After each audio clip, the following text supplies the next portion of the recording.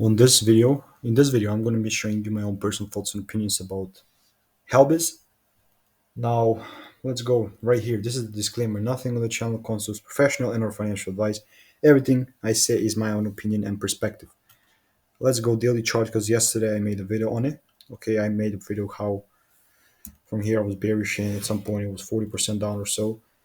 And I was looking for these lows to still get cleared. Now, my opinion is still, because we're now, it's not weekly range, but a daily one. Okay, it's a daily range to the downside, and we kind of mitigated everything here. We still have not broken to the upside. We just kind of absorbed the thing.